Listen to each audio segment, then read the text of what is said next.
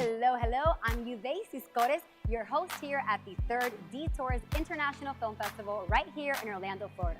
Today we are celebrating independent filmmakers, storytellers that bring big ideas, raw emotion, and a whole lot of heart to create something that we all can connect with. Now, I am especially excited because these films explore everything from grief, love, companion, comedy, and even a little bit of chaos. Now, today we are chatting with these filmmakers to discuss their creative process, their journey, and what it truly takes to create a film. So, if you're here to learn, be inspired, and most importantly, support the independent arts, don't go because we are just getting started. All right, everyone, we are here with an incredible director and actor from the Lord of Future Space and Time. Now, if you can go ahead and introduce yourself, tell us your name, what is your part in this role, and tell us a little bit about your parts. So my name is Chris Paul Russell. I'm the writer-director of The Lord of All Future Space and Time. And I am Roy Williams Jr. I'm the lead actor in Lord of All Future Space and Time. Yes. Okay, so tell us about this film. Try to make it into one sentence because this film is super creative, out of the box, something that I've never seen before. Can you tell us a little bit about what this film is about? As succinctly as possible, it is a Western tale of revenge interrupted by sci-fi insanity. Wow. That was perfect. Yes. That was amazing. Yes. What makes you want to go ahead and smash all of those genres together? I have never seen a director do this before.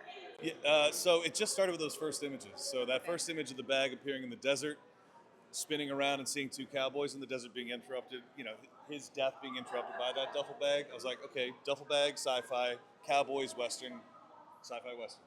And I literally, when I started writing, I just kind of laughed, thinking, oh, well, I'll never get to make this because sci-fis and Westerns are very difficult to get made, production-wise. Yeah. And then when it comes to the mixture of feeling in it, the comedy and the tragedy of it all, that's just how I view life, more or less. Wow. It's always teetering on the edge. You know? I know that sounds a little ridiculous. No, it's okay. 13 film festivals, right? Yep. Now, it's receiving a lot of press. And it's actually streaming. It is. It's on Dust. Okay. Yes. It's streaming on Dust.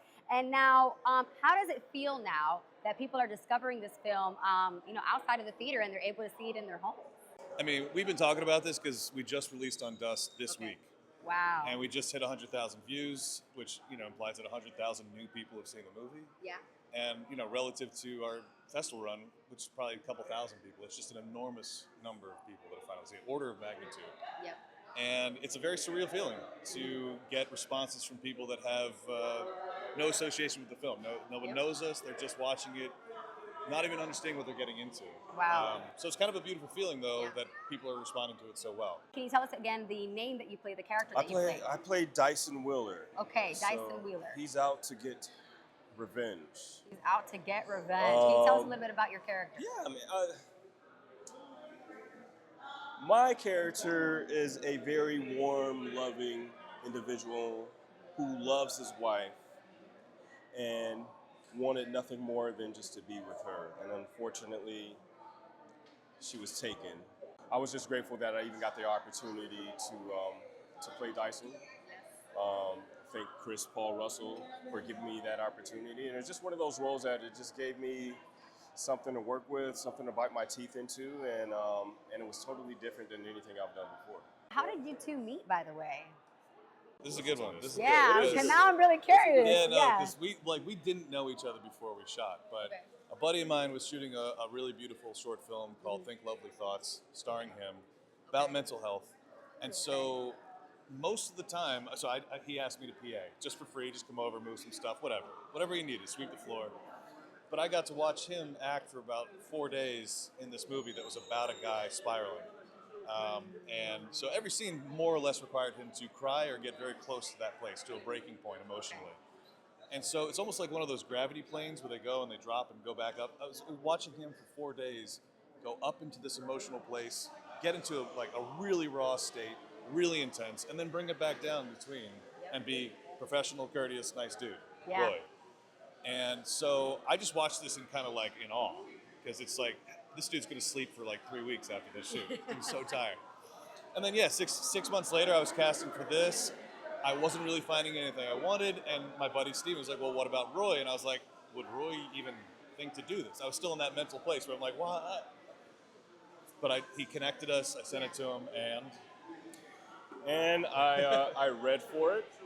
I read the script, and I was just like, how in the hell is this going to even happen? Like, who is this person that even wrote this? It's so out of the box, it's so different, but it was beautiful. How did working with this director support you as an actor in creative risk-taking, especially if you've never played a role like this? You know, luckily, Chris gave me an opportunity just to be me. He gave me the freedom, and that he created a safe space on set, and it allowed me just to be Dyson. Yeah. He didn't give me a whole lot of notes. I had an idea of what he wanted. Okay. We did have conversations, beforehand, but when the camera started rolling, he believed in me enough, and that just allowed me just to be, and just to give Dyson everything I possibly could. Comedy and sincerity, I see it a lot in your character Right. when you're on screen. Right. How would you say you balance that? Because you did it so beautifully. And actor to actor, Yeah. I would love to know. Yeah, I mean honestly, it's about just being real and authentic and being genuine. I try not to think of playing a character like a comedic character like a comic. I'm not trying to be funny. I'm just trying to be as real. Okay.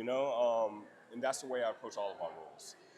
So I'm just being as real as possible, being authentic. I want to give the audience something that they can resonate with. I love And that. essentially, I don't want to act. Yeah. I want them to resonate with something that is true to me, because more than likely it's going to be true to them as well. Just being a human being.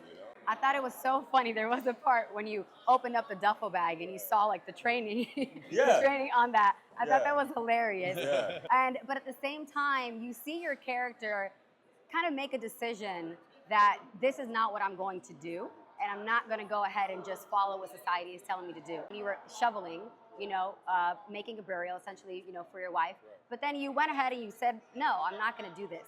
And you said it with such conviction. Right. My wife deserves a proper burial. Right. And I think that's when I really got to see your character. Right. Can you tell us a little bit about that moment? Honestly, it was one of the hardest moments, other than maybe like one of the opening scenes where you actually see her throat get slashed. But Dyson has just kind of been going along, Yeah. And there's that shift Yes. where he goes down, and I actually say something, and I'm fed up with it, because either you're not gonna take, you already took my wife, and I'm just gonna go out with her if that's the case. You don't know exactly what's going to happen. I mean, you have someone, pointing at you, and, perhaps they're going to go ahead and end your life right there. So, but at least you want to go ahead and make sure that you dedicate those words to her, no matter what's going to happen next. And I thought that was so beautiful. Now, as an actor, what do you feel has led to your success up until this point? Community, friends, family, people who support you. Finding the right people to work with, like Chris Paul Russell, that's helped me, and I've helped myself by working very hard. To be honest with you, I don't want to come across like arrogant, but I've worked very hard. I've been doing it for a very long time. What is your definition of hard as an actor? Staying focused, being resilient, working on your craft, studying it,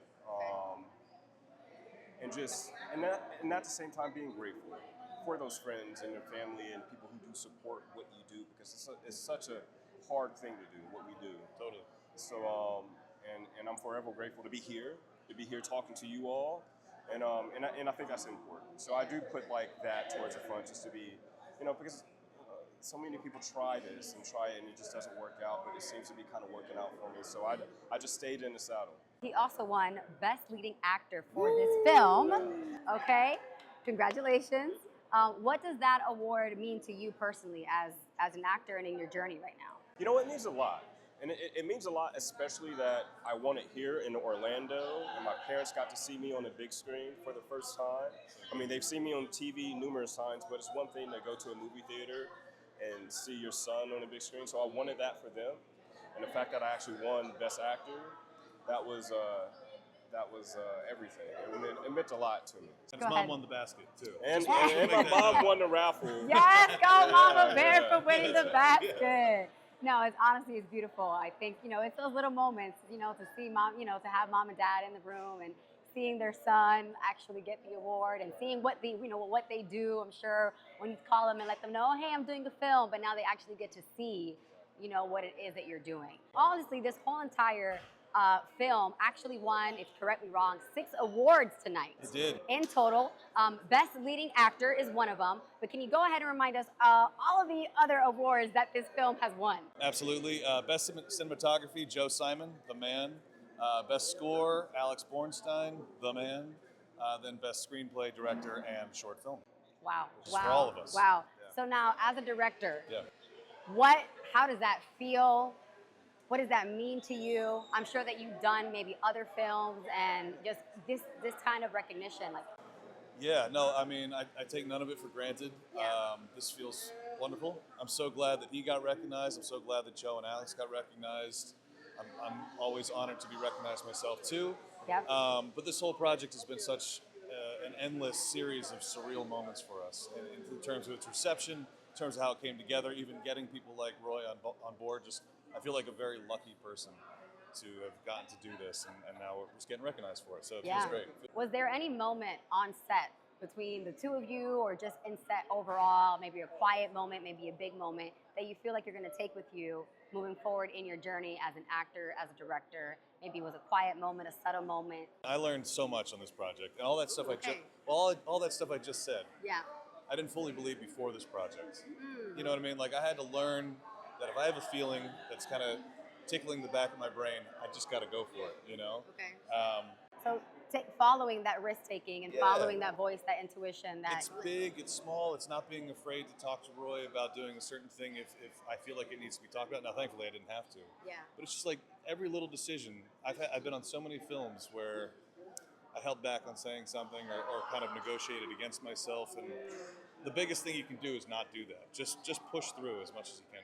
And how do you get beyond that fear, right? For me, I wish it had come faster, but I think it's just experience. I've done several films, several shoots, and I come off the back of them. You know, I can feel good about myself, but I still have a very nice list of things that I would have done better. And I still had them with Lord too, but the list often overlapped in this place of you should have said this or should have tried this. At least in the moment, when you had the chance to do it, you should have done it. Yeah. And it only takes an extra 20 seconds to do another take of something, or it disappears forever, right? Okay. So it was largely that I had those regrets you were talking about before that aren't on this project. I had those with other ones. And I was like, basically every day I'd look myself in the mirror, in the car before we get out in the desert, and I'd say, don't negotiate against yourself. Push as hard as you can and get what you want. Yeah. You have all the talent in the cast and crew here to make anything you need happen, so make it happen. Make basically. it happen. What's one advice though that you would give to filmmakers that are hoping to create a film, submit it in a film festival, not really sure how to start, find the crew, get the budget, and essentially, like you said, take your vision and bring it to life? Start. Just start. Right away. Yeah. And work really, really hard, and don't take no for an answer, because every step of this project was, can this even be done? How do we put this together? I mean, we even talked about that when we started working together. We're like, is this going to come together? Yes, it is. Yeah. You just got to believe that, right? And even if you don't believe it, and just push as hard as you can. I mean, I never expected, like I said, sci-fi western. When I first wrote it, I was sitting in my sweats, just writing these random images and laughing to myself. Well, this will never be made. But it's made now. It exists, and we're traveling the country, traveling the world with it, and that's just because we had to believe that it could happen. I learned to make forever friends. Oh, I know. I mean, yeah. it happens so often where you get on set, you do the job, and you leave, and I completely understand that. But we were so grateful enough to have just like amazing crew members, and obviously director, my actors, and we're all just one family. And like we're out in the desert, and I tell people this all the time. It was over 100 degrees every single day. Crazy. But it didn't. I mean, it was hot, but it's like it wasn't work.